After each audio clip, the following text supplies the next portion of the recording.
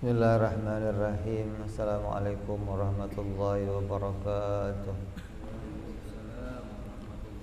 Al-Fatihah ila ruhi sayyidina habibina wa syafi'ina rasulillah sayyidina Muhammad ibn Abdullah sallallahu alaihi wa ala alihi wa sahbihi wa azwajihi wa dhurriyyatihi Allah ya'ali darajatin fil jannah wa yanfa'una bi asrarihim wa anwarihim wa ilumihim wa nafahatihim barakatihim fid dini wa dunya wal akhirah. يعلنا من حزبهم يرزقنا محبتهم ويتوفنا على ملتهم ويجرنا في زمرتهم بالعافية والسلامة لهم الفاتحة. أعوذ بالله من الشيطان الرجيم. بسم الله الرحمن الرحيم. الحمد لله رب العالمين الرحمن الرحيم مالك يوم الدين إياك نعبد وإياك نستعين اهدنا الصراط المستقيم صراط الذين أنعمت عليهم غير المغضوب عليهم ولا الضالين آمين. بسم الله الرحمن الرحيم. نويت تعلما وتعليما وتذكرا وتذكيرا والنفعا والانتفاع والإفادة والاستفادة والحث على التمسك بكتاب الله وسنة رسول الله صلى الله عليه وسلم والدعاء إلى الهدى والدلالة على الخير ابتغاء مرضاته وقربه وثوابه وحسن الخاتمة مع اللطف والعافية وصلاح العاقبة. Bismillahirrahmanirrahim. Alhamdulillahirabbil alamin. Wassalatu wassalamu ala asyrafil anbiya'i wal mursalin sayyidina habibina wa syafi'ina wa maulana Muhammadin wa ala alihi wa sahbihi ajma'in. Amma ba'du. Qala musanniful kitab rahimahullah wa nafa'ana bihi wa bi'ulumihi fid dharain. Allahumma aftah qulubana futuhal arifin wa bihidmatika wansur alaina birahmatika ya arhamar rahimin. Ila anqal. Masih membahas kemarin tentang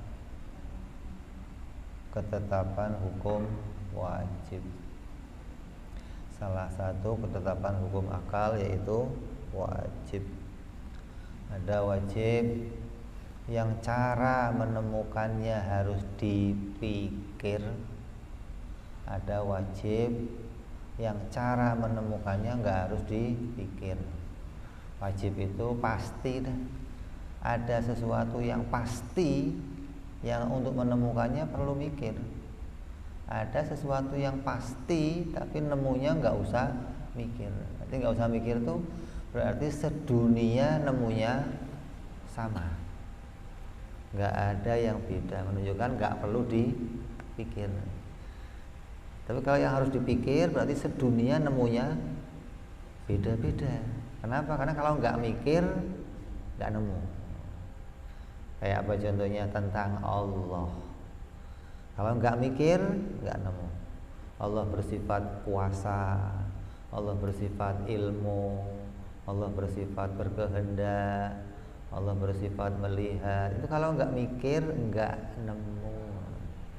Wujud, qidam, baqa itu perlu dipikir. Kalau yang nggak usah mikir contohnya apa?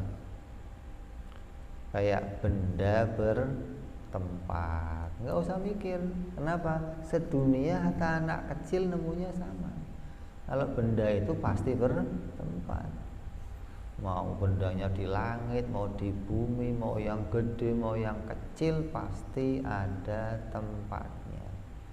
Itu namanya nemunya nggak usah mikir. Terus setelah wajib itu cara nemunya ada dua. Macamnya wajib, derajatnya wajib ada tiga. Ada wajib muqayyad, ada wajib mutlak, ada wajib aridhi. Wajib mutlak, wajib muqayyad apa? Wajib yang perkaranya sebenarnya jaiz, tapi jadinya wajib karena ada sifat yang tetap. Maka dia wajib karena tergantung pada wujudnya. Ketika dia wujud, maka ada suatu ketetapan yang pasti pada dirinya. Maka wajib yang namanya wajib muqayyad. Kayak benda bertempat. Kok wajib? Kan pernah nggak ada benda itu. Nah, wajib itu sesuatu yang tidak pernah tidak ada, selalu. Nah, benda ini kan pernah nggak ada. Kok jadi wajib? Oh iya, dia wajib bukan pada wujudnya. Kalau wujudnya jaiz. Dia wajib karena bersifat sesuatu yang tetap. Jadi wajibnya karena sifatnya, maka muqayyad.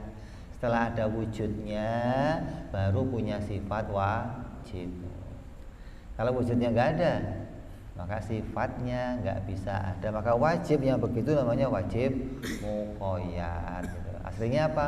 Wajib lazim maksudnya. Wajib bergandengnya si wujudnya benda dengan tempat gitu loh.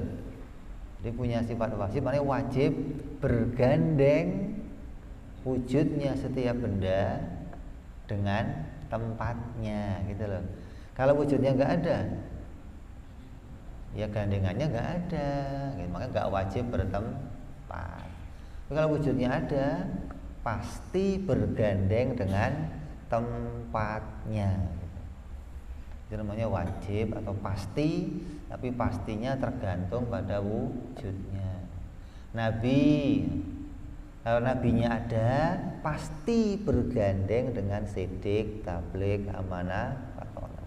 Kalau nabinya nggak ada, ya nggak wajib bergandeng. Jadi wajibnya itu bergandeng ketika ada wujudnya.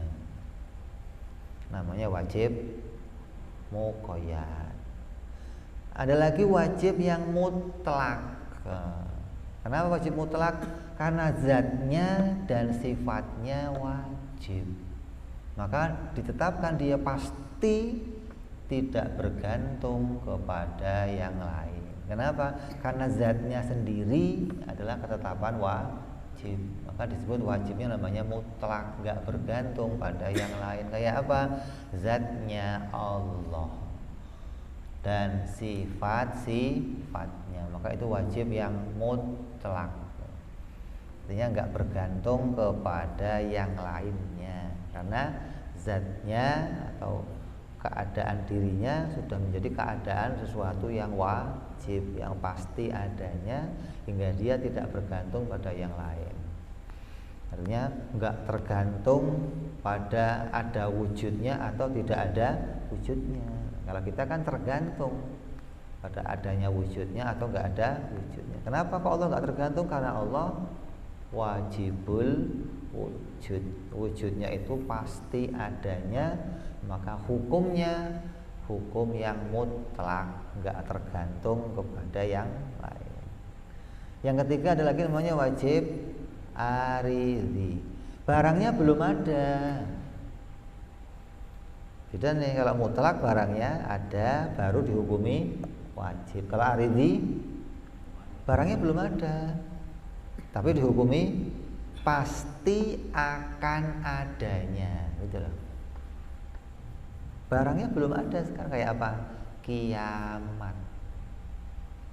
Udah ada belum? Surga, masuk neraka, mizan, sirat, udah ada belum? Tapi pasti akan adanya. Lah, pasti akan ada yang seperti itu namanya wajib aridhi, gitu loh. Pasti datangnya perkara itu karena apa? Ditentukan oleh Allah adanya. Di asalnya barangnya jaiz-jaiz juga, dan bahkan barangnya belum ada, tapi dikatakan pasti akan ada. Lah pastinya karena apa? Karena yang lainnya. Apa yang lainnya? Ketentuan Allah Subhanahu wa ta'ala. Besok pasti nggak akan hujan. Kalau ada ketentuannya pasti hujan. Gitu. Kalau sekarang kita kan nggak tahu, karena nggak lihat ketentuannya, maka boleh aja hujan, boleh aja nggak hujan. Tapi kata dinas itu apa? Perakiraan cuaca besok hujan, Beb. Pasti nggak? Biasanya, bukan pasti, bukan. Biasanya perkiraannya sesuai, bukan pasti. Yang pasti mana? Kalau sudah ditulis sama Allah, ditentukan oleh Allah, diketahui oleh Allah hal itu akan terjadi, pasti terjadinya. Kenapa? Karena ilmunya Allah nggak mungkin berubah, nggak kayak ilmunya kita bisa berubah. Bentar begini, bentar begitu, bentar. Ilmunya Allah nggak berubah. Kalau Allah mengetahui Fir'aun itu kafir, munculnya pasti kafir. Namanya wajib aridi. Pasti Fir'aun munculnya kafir. Kenapa? Karena Allah mengetahui Fir'aun kafir. Kalau di pengetahuannya Allah soleh atau Ahmad itu beriman, maka munculnya pasti beriman, karena akan sesuai. Itu disebut namanya wajib aridi. Wajibnya karena ada sesuatu yang lain. Apa itu yang lainnya? Perbuatan Allah, apa? Ketentuan Allah Subhanahu wa ta'ala. Sebaliknya hukum mustahil juga begitu. Mustahil ada mustahil mutlak. Mutlak itu berarti mustahilnya nggak tergantung pada yang lain. Memang keadaannya itu tidak pernah ada. Apa itu contohnya? Sekutu bagi Allah, anak bagi Allah. Apa? Yang mustahil mutlak apa? Contohnya mustahil mutlak apa? Sekutu bagi Allah, anak bagi Allah, istri bagi Allah. Itu mustahil mutlak, tidak akan pernah terjadi secara mutlak. Quran mengatakan lam yalid wa lam yulad. Itu makna mustahil. Mustahil aku beranak dan mustahil diperanakkan. Gitu maknanya. Lam yalid maknanya tidak punya anak, maknanya mustahil, gitu loh. Mustahil mutlak, nggak pernah terjadi dan nggak akan pernah terjadi sama sekali. Dan hukum nggak terjadinya itu nggak tergantung pada yang lain. Bukan karena ada yang ini baru sekutu itu nggak terjadi, nggak. Sekutu mutlak tidak akan pernah terjadi. Ada lagi mustahil muqayyad. Mustahilnya mustahil muqayyad. Kayak apa? Ada benda muncul tapi nggak bergandeng dengan tempatnya, itu mustahil. Ada benda muncul, diciptakan oleh Allah, bendanya muncul tapi nggak bergandeng sama tempatnya, hukumnya mustahil.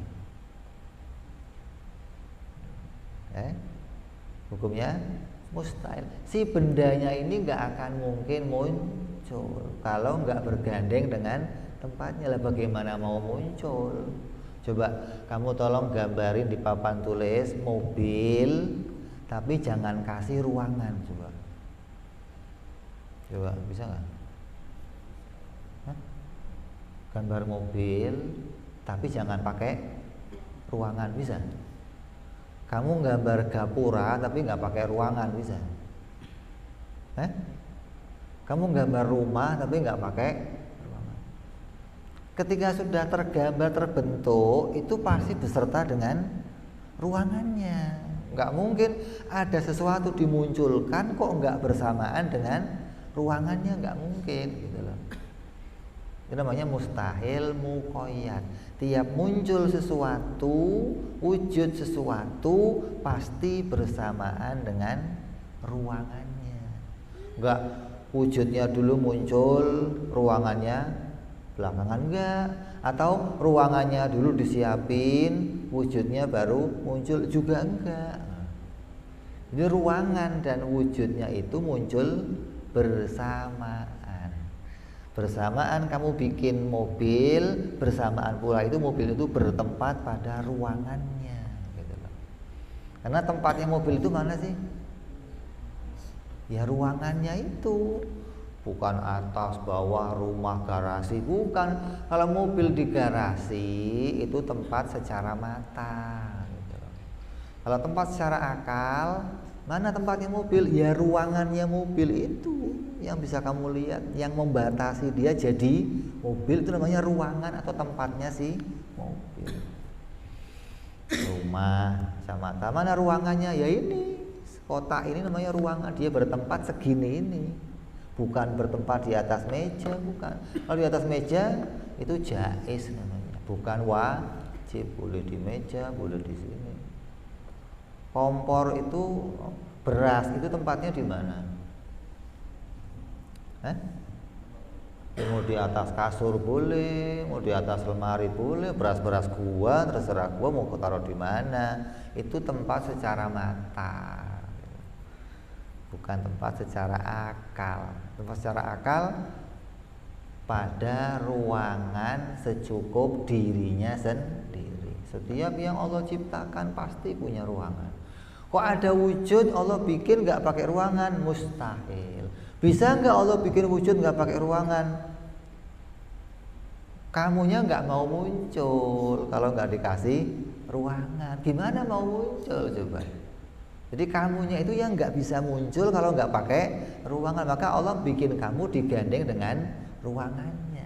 Gitu loh. Namanya wajib muqayyad. Kalau nggak ada ruangannya mustahil. Jadi kamu nggak bisa dibohongi. Tadi gua lihat mobil keren banget, di mana? Enggak di mana-mana. Ah, mana mungkin ada mobil kok enggak di mana-mana. Enggak mungkin. Pasti ada tempat. Itu namanya mustahil muqayyad. Yang terakhir ada lagi mustahil aridhi. Apa itu? Mustahil tidak terjadinya.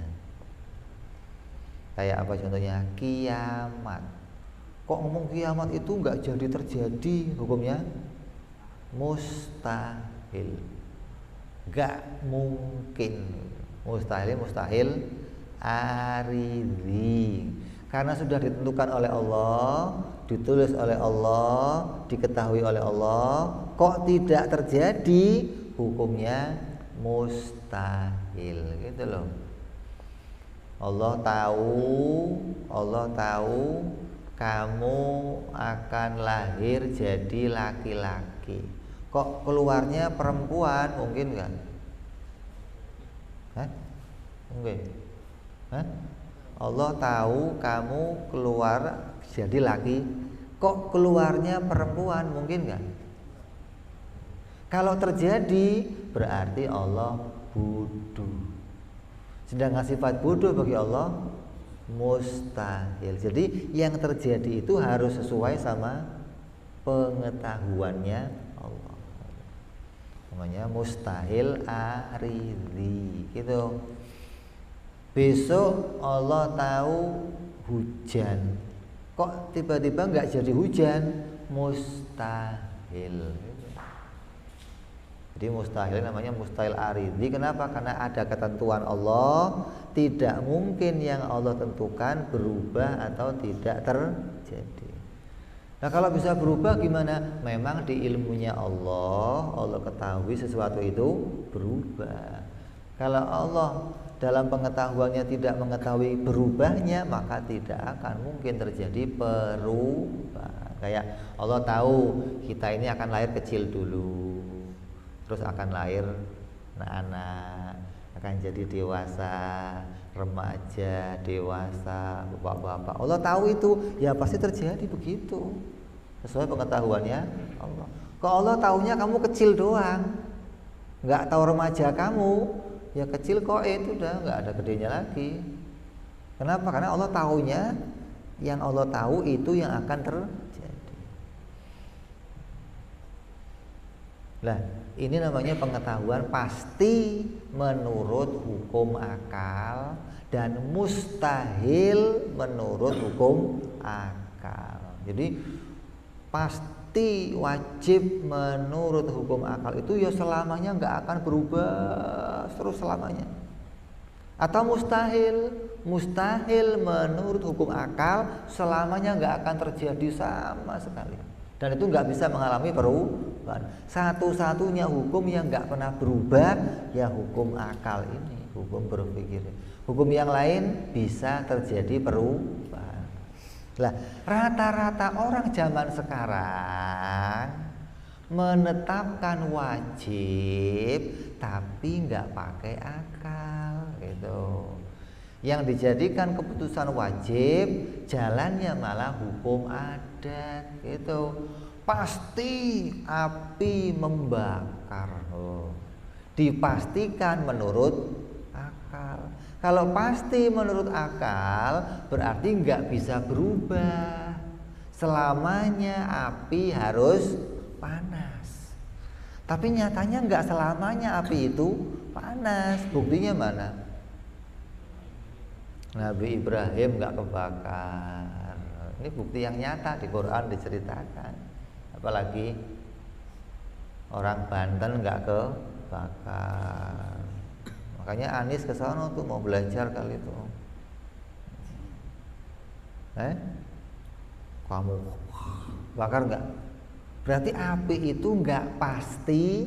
Kalau nggak pasti ada pernah terjadi api nggak membakar, berarti kata akal hukumnya bukan wajib.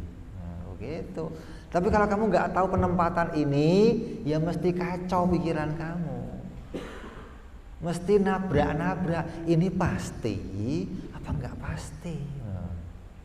Karena nggak tahu penempatan hukum pasti itu di mana letaknya.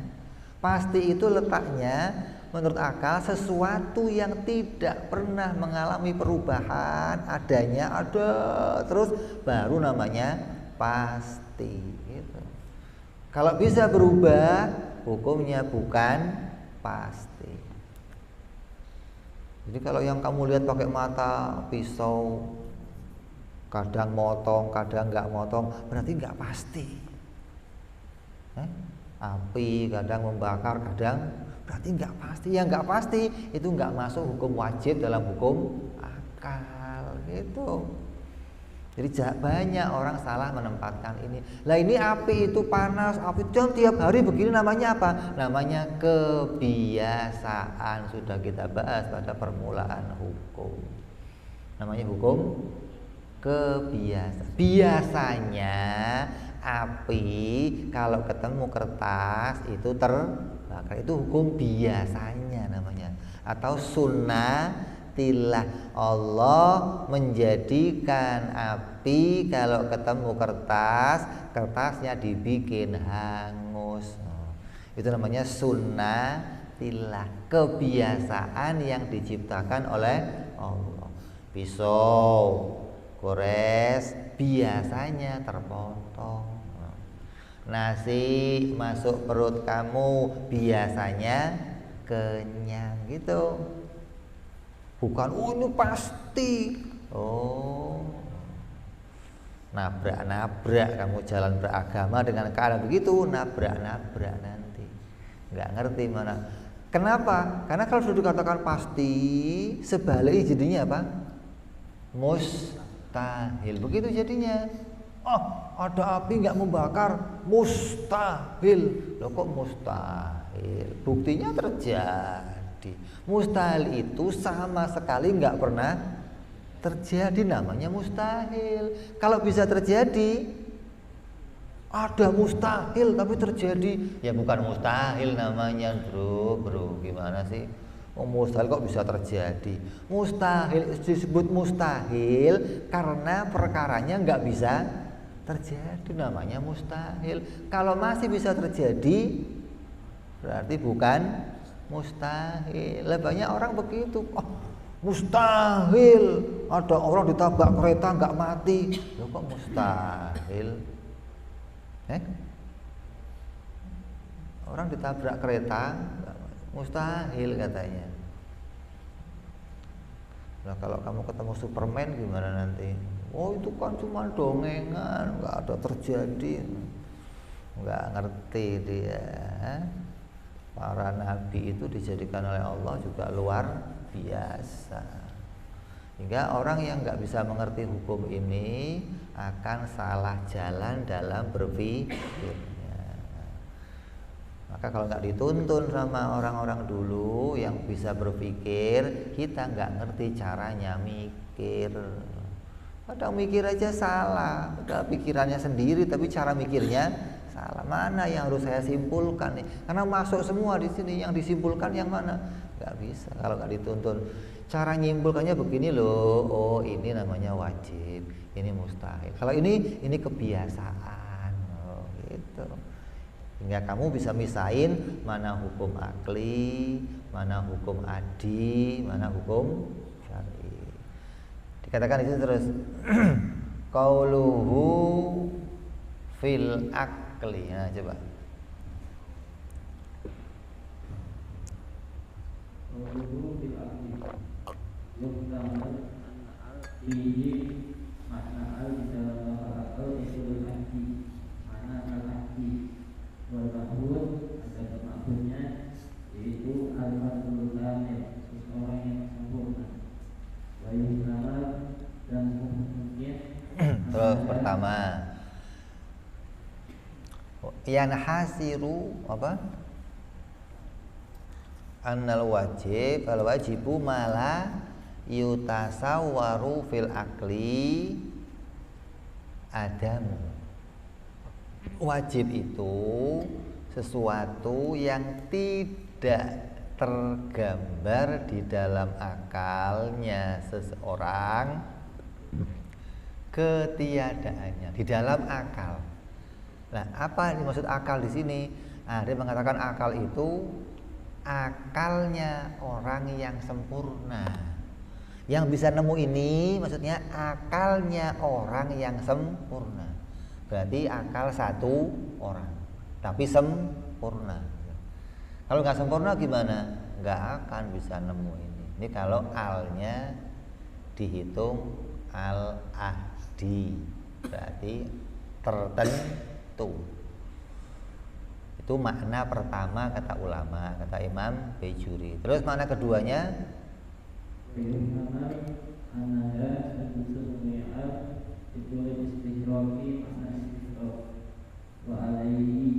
dan atas makna istighraq bahwa akal itu syamilun mencakup kulli aklin pada setiap akal, tetapi dibagian nazari dengan tidak terlihat ada ala ini dari hubungan al-adi yang mencegah mindalika dari akal tersebut. Nah, yang kedua ada alnya al apa sih? Setiap akal, bukan satu, tapi semua akal sedunia nemunya begini. Ini yang lebih pantas nih. Tidak tergambar di dalam akalnya semua orang. Wajib itu sesuatu yang tidak tergambar di dalam akalnya semua orang ketiadaannya. Tapi akalnya sama, harus akal yang sehat, akal yang akal normal. Kenapa? Karena ada akal tapi enggak normal. Ada enggak? Akal enggak normal. Ya enggak usah itulah, mata saja mata. Ini warnanya apa? Hah? Menurut kamu warnanya apa? Putih. Semua orang yang punya mata bisa nemu putih enggak? Semua. Yang nggak nemu siapa? Ada yang buta satu, pasti nggak nemu. Yang kedua, buta warna, melek, mecicil matanya. Tapi ini warnanya apa? Kotak, Beb. Iya, kotak. Warnanya apa? Itu buat kacamata, Beb. Iya, warnanya apa? Nggak tahu, Beb. Begitu aja. Kok bisa nggak buta warna? Berarti matanya kenapa itu? Rusak. Mata yang rusak itu nggak boleh bikin SIM. Hubungannya apa coba? Hah? Kan motor nggak ada hubungan warna kan? Boleh aja kamu naik motor ke sekolah, bisa nggak? Tapi nggak bisa bikin. Kenapa? Nggak bisa bedain rambu-rambu. Ini merah, kuning, hijau nggak tahu dia. Ini hijau apa kuning? Oh, saya bisa Pak lihat kawan saya kan kalau jalan saya ikut jalan aja. Lah kalau pas sendirian. Oh, saya apalin Pak. Yang atas pokoknya hijau, yang tengah kuning, yang bawah merah. Lah kalau pas tidur begini, bingung nih hijau yang mana? Nggak boleh bikin SIM. Orang yang akalnya nggak sehat nggak bisa beragama, gitu. Kalau cuma mata nggak sehat nggak apa-apa, resikonya paling nggak bisa bikin SIM. Tapi kalau akal kamu nggak sehat, kamu nggak bisa beragama dengan benar. Nabrak, nanti Allah dikatakan begini, Allah dikatakan begini, gara-gara akalnya nggak sehat. Ini resikonya. Maka kamu kudu ngelatih akal saya sehat nggak ya. Harus sudah tahu, oh akal saya sehat, selamat kamu. Begitu. Karena selamatnya orang itu orang yang akalnya waras. Dikatakan la dina liman la aklalahu. Nggak ada orang disebut beragama kalau dia nggak berakal. Mau mata rusak aja nggak boleh bikin SIM. Orang yang ngetes tembakau itu punya perusahaan mana aja, itu hidungnya diasuransikan, nggak boleh pilek. Kalau pilek gimana? Oh, kacau. Waktu beli tembakau, cium, nggak ada baunya Pak, waduh. Berarti hidungnya apa itu? Kalau akalnya gila sekalian, beres malah, selamat malah, nggak dihukumi kafir, nggak dihukumi, selamat malah kamu masuk surga. Dari bayi akalnya soak, ya udah selamat. Sama kayak orang bayi mati, selamat udah. Kayak anak kecil mati, selamat. Ada orang dari kecil gila, oh ya selamat. Kok gilanya udah gede, udah dewasa baru gila gimana? Ya sebelum gilanya apa dia? Kalau waras selamat. Kalau sebelum gilanya kok nggak waras, ya selama aja, mau gila nggak gila sama aja. Jadi ada tiga tuh, ada orang gila, ada orang yang akalnya nggak normal, ada yang akalnya normal. Gitu. Akal tiga macam tuh. Nah yang dimaksud di sini ditemukan oleh semua akal yang normal gitu. Ini yang nemu putih itu matanya orang Indonesia atau matanya orang Arab juga nemunya putih? Matanya orang Afrika nemunya apa? Matanya malaikat nemunya apa? Ya putih, nggak ada beda, enggak. Nemunya sama, yang dilihat sama, kecuali matanya nggak normal gitu. Nyambung nih ya. Jadi ada akal, yang dimaksud akal di sini akal yang sehat. Yang kayak apa akal yang nggak sehat, Bib? Coba. Kasyubhi.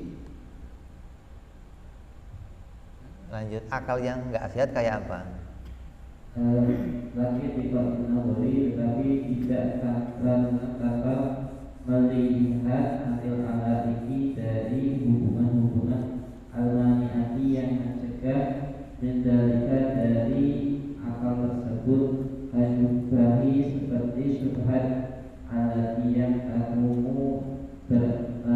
berdiri di akhir biologi terhadap akalnya kelompok atau yang tersesat. Maka akal yang dimaksud di sini adalah akal yang kasyubhati, orang-orang yang menyerupakan sesuatu dengan sesuatu yang lain, nggak bisa membedakan. Kayak ginilah, ada TV itu kan warna dasarnya berapa? 3 apa? Merah, biru, merah, hijau, RGB, red, green, blue. Merah, merah, hijau, biru. Kok ada TV rusak satu ini? Munculnya apa? Apa? Enggak, warnanya satu warna doang. Hijau semua. Mau orang cantik ya hijau, mau orang biru ya hijau, mau orang kecil hijau. Mau mobil Ferrari ya hijau, mobil jenazah ya hijau, hijau semua ada. Kenapa? Rusak satu aja rusak.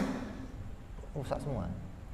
Akal begitu. Kok nggak bisa beda mana wajib, mustahil, rusak satu, nemunya nanti rusak semua. Gitu loh maksudnya. Ini akal yang nggak beres begitu. Kayak kamu lihat TV-nya hijau semua, pernah begitu? Berarti ada yang putus satu. Kok yang putus merah? Wah, warnanya kuning semua. Jadi tiganya harus sehat, bisa nemu wajib, mustahil, jaiz. Baru akal kamu sehat. Kok nggak sehat? Keluar kamu dari agama. Kenapa? Kamu akan menyerupakan sesuatu, nggak bisa beda mana yang disebut Tuhan, mana yang Tuhan. Ntar disama-samain, Tuhan di atas boleh. Tiap malam Tuhan membentangkan tangannya, oh itu begini. Kalau malam Tuhan turun, ntar disamakan, ya pokoknya turun. Tapi ya nggak kayak kita turunnya anjlok gitu maksudnya. Apa pakai tangga gitu, atau celing di atas ngilang muncul di, pikirannya rusak udah begitu. Kita membersihkan dari itu. Allah itu mustahil bersifat seperti sifat makhluk. Maka kayak orang-orang kejawen, orang-orang Yunani kuno, orang-orang India, Tuhan itu dianggap bisa muncul menyerupai sesuatu, menolong hamba-hambanya gitu loh. Kadang menyerupai orang tua, Tuhan muncul. Menyerupai anak muda, Tuhan muncul. Kenapa? Menyelamatkan. Itu Tuhan apa hantu? Kok Tuhan kok begitu? Gimana sih? Allah mampu menjadikan hamba-hambanya. Kok Tuhan kucluk-kucluk turun? Itu Tuhan apa ya Allah? Maka yang demikian akal yang rusak namanya. Ala akil ini akalnya terhalang untuk nemu sesuatu yang benar. RGB-nya rusak, maka munculnya ya nggak beres semua. Terus maka bisa tertolak bidzalika dengan pengertian ini, yaitu bahwasanya semua akal kecuali akalnya yang tercegah bisa tertolak karena perkara terdapat yuqalu yang diutarakan innahu sesungguhnya qad yatasawwaru terkadang kita mufibah rukun di sebagian akal apa ada mubadil wajibat, tidak adanya sebagian wajib. Akal Mu'tazilah seperti akalnya orang Mu'tazilah. Fa'innahu maka sesungguhnya akalnya Mu'tazilah, maka sesungguhnya qad yatasawwaru orang Mu'tazilah, qad yatasawwaru bisa menemukan fihi di dalam akalnya ada al-qudrah, tidak adanya qudrah, wa nahwaha dan semisalnya qudrah min sifatil ma'ani dari sifat-sifat ma'ani. Oh, contohnya apa? Contohnya tuh. Contohnya Mu'tazilah yang mengatakan Allah tidak bersifat kuasa. Kok Allah nggak bersifat kuasa gimana? Tapi Allah yang berkuasa mana? Allah tidak bersifat ilmu, tapi Allah yang mengetahui. Gimana sih? nggak ada ilmunya tapi mengetahui, ini akalnya rada soak gitu loh. Orang itu tidak bertopi tapi disebut inilah orang yang bertopi, bisa? Orang itu nggak bersepatu tapi disebut inilah orang yang bersepatu, bisa? Yang nyebut gitu waras apa nggak waras kira-kira? Lah ini mereka ini, Allah tidak bersifat kuasa tapi yang berkuasa. Lah kok bisa yang berkuasa, gimana nggak ada sifat? Disebut yang mengetahui tapi nggak gimana gitu loh. Ini akalnya waras apa waras? Maka kata kita, akal kamu nggak sempurna, putus satu RGB kamu. Ada wajib bisa mengalami tiada, ini mustahil menurut akal yang waras gitu loh. Maka orang-orang yang berpikiran seperti ini dikeluarkan dari kelompok Ahlus Sunnah wal Jamaah. Kenapa? Karena cara mikirnya beda dengan akal yang lain. Kalau akalnya beda, ya dikelompokkan sama yang sama. Jangan kumpul sama yang nanti ganggu.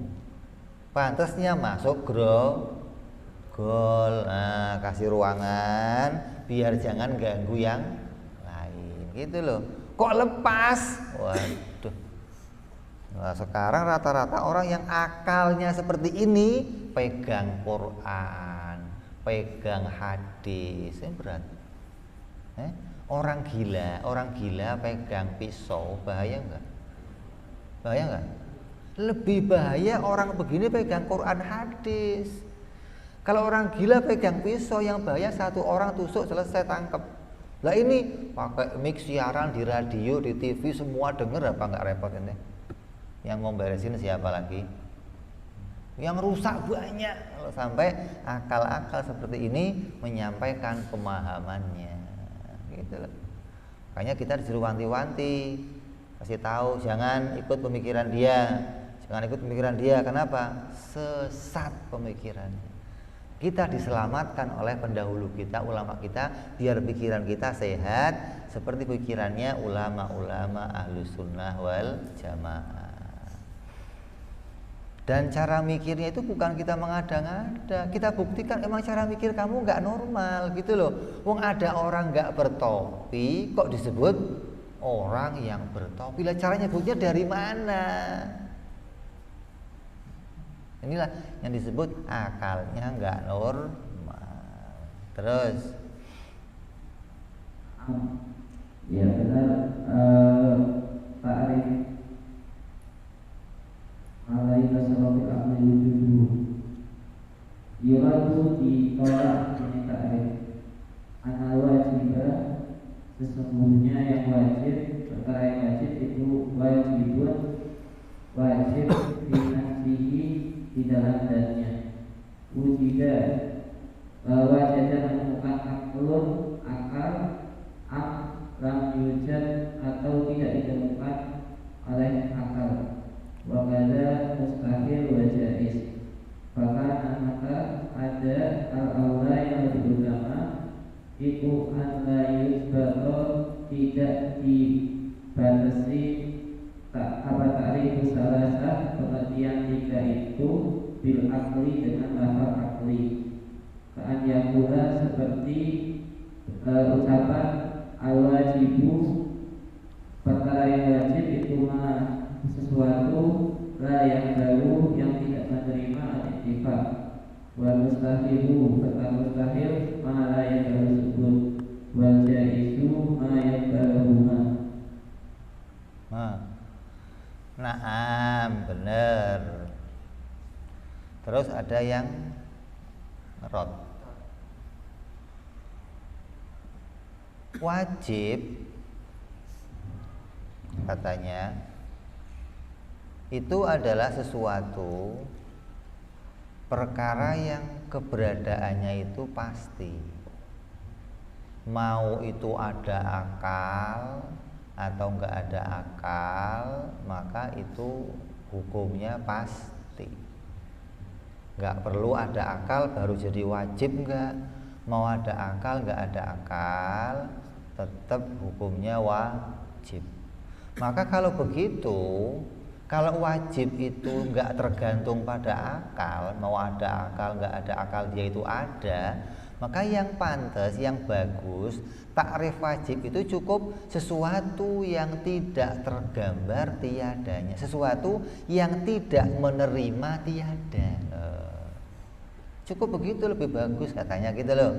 Atau mustahil itu sesuatu yang tidak menerima ada, nggak usah bawa akal katanya begitu. Atau jaiz itu sesuatu yang menerima ada dan menerima tiada, nggak usah bawa akal. Kenapa? Karena nyatanya ada akal ya begitu, nggak ada akal ya begitu, gitu loh. Jadi hukum wajib itu nggak usah dikaitkan sesuatu yang tidak tergambar di dalam akal tiadanya, nggak perlu. Cukup wajib sesuatu yang tidak pernah tiada, selesai. Mustahil sesuatu yang tidak pernah ada. Jaiz sesuatu yang bisa menerima ada dan bisa menerima tiada dengan jalan bergantian. Cukup. Ini kata yang rot. Gambarannya kayak apa? Gambarannya kayak ini beras. Ente bawa beras sekantong, berat enggak? Beras sekantong itu berat apa enggak? Berat. Itu mau ada timbangan ya berat, enggak ada timbangan juga berat. Jadi untuk mengatakan ini beras itu berat, enggak perlu pakai timbangan. Itu begitu kan?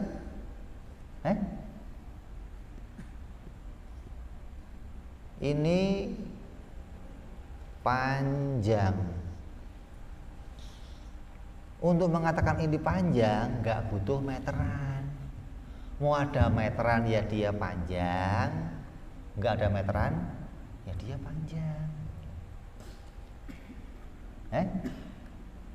Itu kata mereka, kata yang erat begitu maksudnya. Jadi nggak perlu pakai oh ini wajib itu menurut akal, nggak perlu.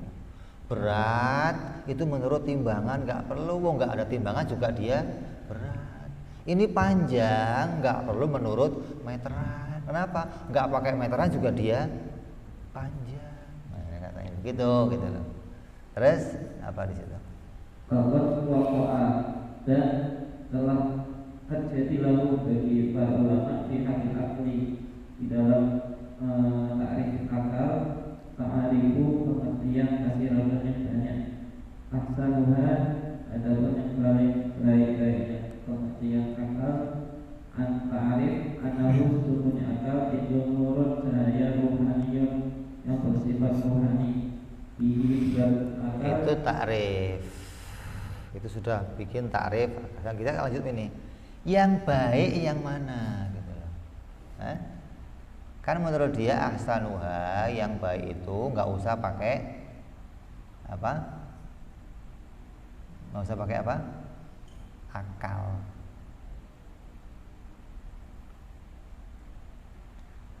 Nggak usah pakai akal gitu kan? Al-aula. Sama aja begini.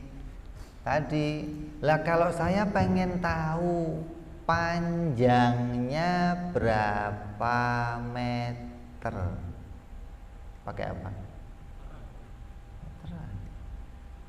Kalau cuman panjang, orang bingung, ambilin bambu panjang. Segini panjang nggak? Segini? Panjang nggak segini? Pendek. Memang ada ukuran pendek? Ada. Alat untuk ngukur pendek ada? Adanya apa? Segini? Segini? Sekilo berat apa ringan? 1 on berat. 1 gram nggak ada ringan, nggak ada. Jadi butuhnya alat itu untuk menjelaskan gitu loh, membedakan penemuan yang satu dengan yang lain, hingga kamu tahu, oh ini semeter, oh ini 3 meter, oh ambilin yang panjangnya 10 cm. Oh ya Pak, jelas Pak. Kalau ambilin bambu panjang, buat apa Pak? Mau tusuk gigi lo ambil bambu yang gede ini Pak, mau tusuk gila, bilang dong lo panjang-panjang aja nggak jelas Pak. Gitu loh. Jadi akal dimasukkan di sini, ditarik oleh Imam Sanusi akal. Debat Imam Sanusi gitu kan. Itu menjelaskan kedudukannya gitu loh. Kalau ujub itu nggak tergantung akal, mau ada akal nggak ada akal, wujub ya wujub gitu loh. Istihalah ya istihalah, jawas ya jawas. Tapi ketika sudah akal yang mau bicara, akal punya ketetapan gitu loh. Akal punya keputusan. Kenapa? Akal itu alat kayak meteran tadi. Maka setiap manusia dikasih akal oleh Allah untuk bisa bikin keputusan. Ini wajib, apa mustahil, apa jaiz, itu loh. Akalnya harus punya keputusan. Maka dikatakan di sini wajib itu mau diputuskan oleh akal yang sehat, yang bisa bikin gambaran. Gitu loh maksudnya. Kalau wujubnya sendiri ya nggak butuh akal. Mau ada akal nggak ada akal, Allah ada. Mau ada ente nggak ada ente, Allah ada. Tapi ketika ente ada, coba putuskan Allah itu gimana hukumnya. Nah begitu akal. Oh Allah adanya wajib. Nah itu akal yang mutusin gitu. Bisa diukur pakai akal. Ada juga akal yang mengatakan Tuhan nggak ada, soak. Nah, timbangannya diputer taruh, cet, biasanya ke sini, ini ke sini. Ini timbangan gimana sih? Biasa timbangan kan kemari muternya searah jarum. Ini ada timbangan set kemari muter. Ini timbangan normal. Gitu loh. Kalau urusan dia berat nggak usah nunggu timbangan, sudah berat. Tapi saya memutus ini beratnya berapa? Nah, butuh akal begitu. Allah wajib nggak ada hubungan sama akal. Lah ketika akal muncul dan Allah adanya hukumnya apa? Apa? Akal suruh mikir sampai oh adanya wajib. Kenapa? Kalau Tuhan kok boleh nggak ada terus jadi ada? Lah yang bikin Tuhan siapa? Kata akal gitu. Kalau makhluk, oh makhluk boleh ada, boleh nggak ada. Karena adanya makhluk dibikin sama Allah. Nah kalau adanya Allah, adanya Allah ya boleh ada, boleh nggak ada. Lah kalau Allah adanya boleh ada, boleh nggak ada, ketika Allah ada yang bikin siapa? Gitu sih. Oh Allah adanya wajib. Nah itu akalnya bicara. Gitu loh. Kenapa? Karena akal itu alatun. Nah, baru cerita selanjutnya apa gitu? Anahu akal itu nurun cahaya rohaniyun yang bersifat rohani. Ini sebabnya tadriku menemukan apa nafsu seseorang al-uluma ilmu al-daruriyah wa nadariyah. Nah, ada yang akal itu apa kalau begitu? Nah, kalau nggak usah pakai akal, emang kamu tahu nggak akal itu apa gitu loh? Oh akal itu nurun, cahaya yang menyinari ruhani kamu. Dunia ini disinari dengan matahari, dengan lampu. Kalau nggak ada matahari, nggak ada lampu, gelap. Batin kamu, ruhani kamu diterangi dengan akal yang sehat. Akal kamu sehat, batin kamu pasti sehat. Gitu. Kenapa? Bisa menemukan ilmu yang doruri tadi yang nggak perlu dipikir, dan ilmu yang nadori yang perlu dipikir. Nah, alat intelijensi mencari hingga hati kamu terang dengan apa? Pengetahuan. Nah, kalau nggak begitu, ya hati kamu kacau balau, ada stres, ada galau, ada bingung, ada keder, ada gila, ada setaus. Kenapa? Orang hati gelap itu kan nggak bisa mutusin apa-apa. Kayak ginilah, kamu nyupir dalam ruangan, tiba-tiba mobil kamu semobil gelap, mau kemana nyupirnya kira-kira? Luarnya terang, dalam mobil kamu gelap, bisa lihat supirnya ke depan, bingung mau kemana dia, nabrak. Kenapa? Batinnya gelap, batinnya nggak disinari oleh akal yang sehat. Itu fungsinya akal sehat begitu, menyinari hati kamu hingga bisa ngambil keputusan. Mau kemana? Mau ke sini, berhenti, jalan, menghindar, belok. Disinari oleh sinar akal yang sehat. Terus dan diambil kaidah yang dari tarikh pengertian ini, analog ketika yang menemukan fil hakikat secara hakikat dia yaitu an-nafsu seseorang. Wa inna al-aqlu adalah akal itu alat fitrati untuk menemukan kasairil qawi, kuwah.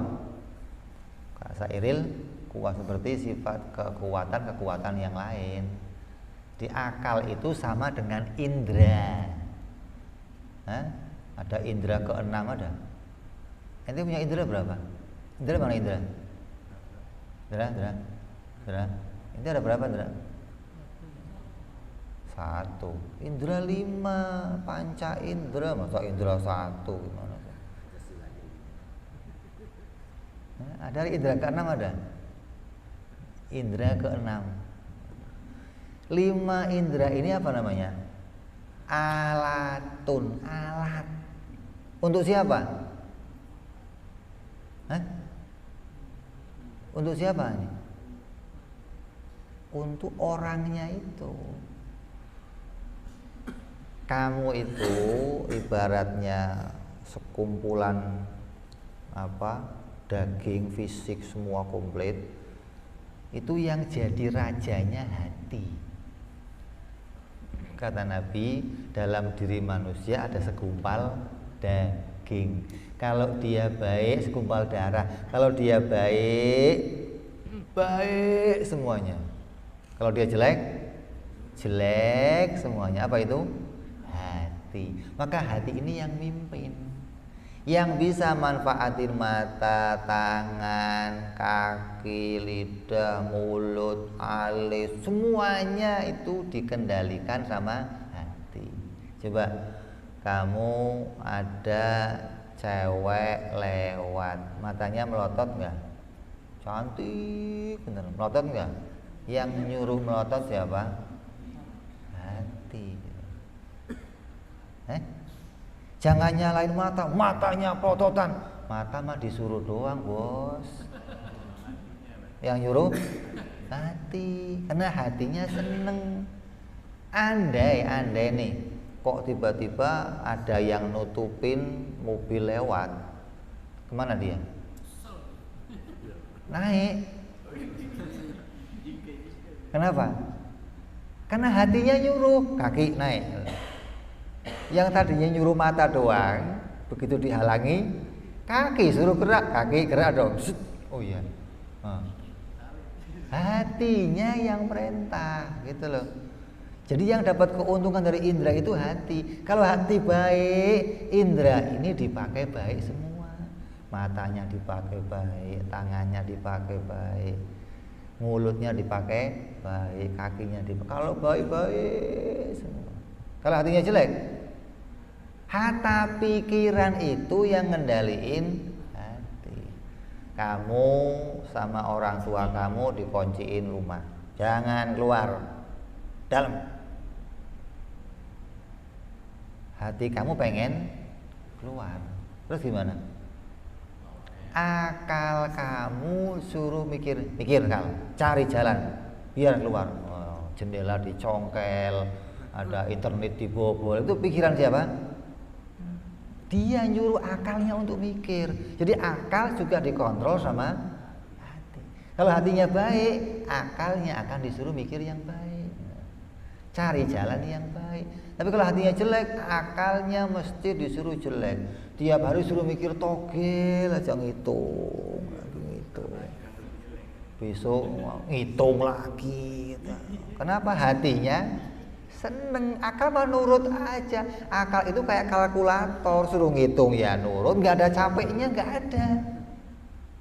Tinggal hati kamu capek apa enggak gitu doang. Kalau selama hati kamu nggak capek, akal nggak ada capeknya, suruh mikir. Nggak kayak mata suruh melek, nggak ada capeknya, mau mata. Tapi ketika hatinya sudah lemes, nah ngantuk, nah tidur, nah hatinya hilang tuh. Jadi akal juga sama dengan indera yang lain, namanya alatun. Kayak meteran, namanya apa itu? Alat. Timbangan, apa namanya?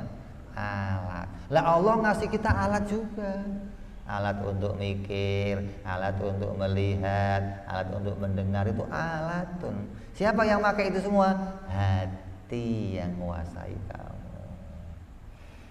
Ya. Jadi alat, ada yang mengatakan itu adalah cahaya yang menyinari hati. Jadi akal itu disimpulkan sebagai alatnya hati untuk berpikir, sama dengan alat-alat yang lain. Terus kala Ibnu Qasim di ayat ini kita bakal sepakat siapa al-muhaqqiqun ulama ahli tahqiq al-mudrik yang sesungguhnya menemukan kulliyat pada kulliyat dan juz'iyat pada juz'iyat, dia yaitu an-nafsu, sesuatu an-natiqah yang bisa berpikir, wa anna nisbatul idrak, adapun dan sesungguhnya nisbatnya menemukan ila kuwata pada kekuatannya si akal itu kan nisbatul qat'i, seperti nisbatnya memotong ila sikit pada pisau. Kata Ibnu Qasim mengatakan iya, sepakat dalam dalilnya, dalam petunjuknya, semua ulama mutafakun sepakat bahwa yang mendapatkan hasil dari penemuan akal itu siapa? Ya nafsu natik, orang yang berpikir itu, orang yang bisa menggunakan pikiran siapa? Ya hati kamu itu yang menguasai, mengontrol diri kamu semuanya. Adapun nisbatnya penemuan akal, cepat nemunya, lama nemunya, itu kayak apa? Kayak pisau tajam sama tumpul. Semakin akalnya sering dipakai mikir, semakin tajam, gampang menemukan sesuatu. Semakin akalnya jarang dipakai mikir, kayak pisau jarang dipakai motong, lama-lama apa? Karatan, terus tumpul. Ada orang nggak pernah mikir, diajak mikir, hatta kiai, saya kalau mikir-mikir begitu, nggak cocok, nggak cocok. Kan aneh, ada kiai diajak mikir gak cocok. Lah kamu kerjanya apa? Itu kenapa akalnya gak pernah dipakai untuk kerja. Jadi semakin orang cepat menemukan, karena akalnya semakin sering dipakai. Timbangan begitu, cek langsung set. Kok 2 tahun gak dipakai, cek jalannya begitu deh, karatan seret jalannya, tahu nggak? Meteran coba, jarang mau pakai, kamu tarik, rusak. Jadi akal adalah alat yang kerjanya berpikir. Kecepatan berpikir itu digambarkan seperti ketajaman pisau. Semakin tajam pisau, semakin dulu zaman Sayyidina Ali perang ngadu tajamnya pisau. Ada orang Yahudi, ada orang pisaunya tajam-tajam, babat bes, potong pohon, potong ini, potong. Sayyidina Ali apa? Itu mah kekuatan tangan, bukan kekuatan pedang. Pedang gimana? Sutra diterbangin, pedangnya anteng, jatuh, seret, ini pedang tajam baru. Begitu, bukan diginiin, itu tangan kamu yang ikut-ikut maksa untuk potong namanya. Kayak samurai. Paku gesek doang, enggak usah digerak, itu mah bukan pedang namanya, golok. Jadi ngukurnya begitu, gitu. Ngukur tajam itu juga bukan di. Ada orang motong sapi begitu. Astagfirullah. Teganian di kau gitu. Ya, terus Wabina dan dengan inilah keterangan kuliah semuanya doharo maka jelaslah an-nafi sesungguhnya lafalfi guna di dalam pengertian ini itu sababiyatun maknanya sababiyah pada akal maka kamu amal akal, maka dalam keterangan ini semua namanya hanya sababiyah, sabab saja. Ada akal nemu ini, itu sabab. Lah hakikatnya bagaimana Allah meletakkan paham di hati kamu, itu malaikat paham Allah mikir enggak? Sekolahnya di mana malaikat? Enggak mikir. Terus manusia kok paham Allah pakai mikir, itu sababiyah namanya. Kamu sekolah jadi sababnya berilmu, kamu makan jadi sababnya kenyang. Allah menjadikannya biar ada bentuk kamu patuh pada perintahnya Allah. Allah menampakkan nih mana orang yang patuh, mana orang yang enggak patuh. Yang patuh kayak apa? Yang ikut perintah Allah, suruh ngaji, suruh ibadah, suruh taat, suruh makan, namanya patuh. Puasa jangan makan, iya ya Allah enggak makan, namanya patuh. Allah tampakkan tuh, namanya sababiyah. Hakikatnya bagaimana Allah yang menjadikannya. Seperti orang yang mudah ngelakuin kebaikan itu diberi taufik oleh Allah. Ada orang yang mudah ngelakuin kejelekan, ya Allah juga yang menjadikan, yang namanya khuzul. Ada yang dikasih taufik bikin baik, mudah baik. Ada yang gampang lihat yang jelek, bikin yang jelek. Buka HP, ada yang montok, ada yang kiai, ada yang ngaji, ada muncul semua enggak? Yang dipilih mana? Montok. Itu namanya dimudahkan bikin kejelekan, gitu. Lah kalau kayak itu Habib yang pakai udeng kok lihat HP, kira-kira milihnya apa? Ya dimudahkan milih kebaikan, disulitkan milih kejelekan, gitu loh. Untuk milih yang jelek itu sulit, nggak bisa.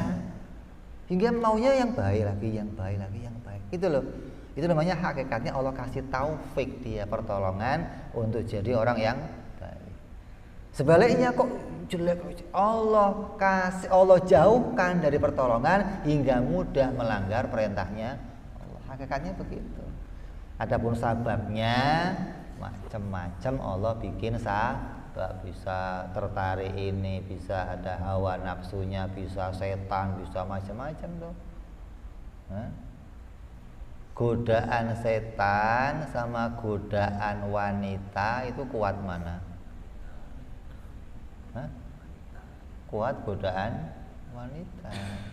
Setan paling bisikin doang. Wanita kalau sudah kamu ditiup, langsung lepak. Jadi sababnya kamu maksiat itu macam-macam maksudnya. Nah di antaranya orang, nih dengerin, yang dapat perlindungan di akhirat nanti, di mana di padang mahsyar panas gak ada perlindungan, orang itu dilindungi oleh Allah. Siapa diantaranya? Orang yang ketika ada wanita cantik ngajak dia, saya enggak mau, saya takut sama Allah. Nah, orang ini dimudahkan berbuat taat dan jadi alamat akan dilindungi Allah nanti di akhirat. Kenapa? Di dunia dia menjaga imannya, menjaga akidahnya, menjaga amalnya hingga dapat perlindungan nanti di akhirat.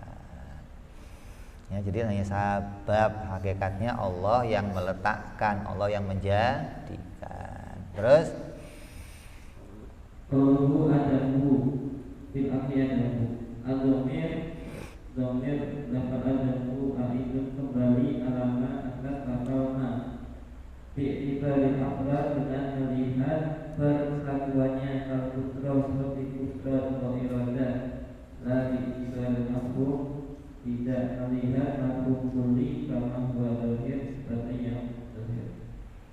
jadi hu di situ kembali ke awal adamu. Hu-nya mana? Ya ma tadi yang kamu temukan tadi. Ma-nya apa? Kudratnya Allah. Ya adamnya kudratnya Allah gitu loh. Enggak tergambar Adam kudratnya Allah, enggak tergambar Adam irodahnya Allah, gitu maksudnya. Bukan enggak tergambar seluruhnya, bukan, tapi apa yang ditemukan oleh akal. Yang mau ditimbang apa sih? Oh, yang mau ditimbang beras, ya beras aja dihukumi gitu loh, jangan yang lain-lainnya ikut-ikut gitu. Yang mau ditimbang, yang diukur meja, ya meja aja gitu. Meja semeter, bukan semua meja semeter, ya bukan. Meja ini semeter gitu loh. Kalau kudratnya Allah wajib. Nah, kudrat yang lain bukan kudrat wajib, ya enggak gitu loh. Kudratnya Allah wajib. Jadi yang mau dihukumi mustahil apa? Tidak tergambar dalam akal ketiadaannya. Nyanya kembali mana? Ya yang kamu mau putuskan apa? Seperti kudratnya Allah, maka tidak tergambar ketiadaannya gitu loh. Irodahnya Allah enggak tergambar ketiadaannya gitu ya. Begitupun yang apa? Mustahil. Terus qauluhu al mustahil wallahu a'lam bishawab ila hadratin nabi. Al-Fatihah. A'udzu billahi minasyaitonir rajim. Bismillahirrahmanirrahim. Alhamdulillahirabbil alamin arrahmanir rahim maliki yaumiddin. Iyyaka na'budu wa iyyaka nasta'in ihdinas siratal mustaqim. Siratal ladzina an'amta 'alaihim ghairil maghdubi 'alaihim waladdallin. Amin. Ya Rabbana i'tarafna bi annana iktarafna wa anana asrafna ala ladha ashrafna fatub alaina taubah tarsili kulli haubah wastur lana urati wa amini rawati waghfir li walidina Rabbi wa mauludina wal ali wal ihwani wa sairil hilani wa kulli dhi mahabbah au jiratin au suhbah wal muslimina ajma'ina Rabbi isma fadlan wa judan manna la biktisabi minna bil Mustafa Rasulina Dhabi kulli suli salah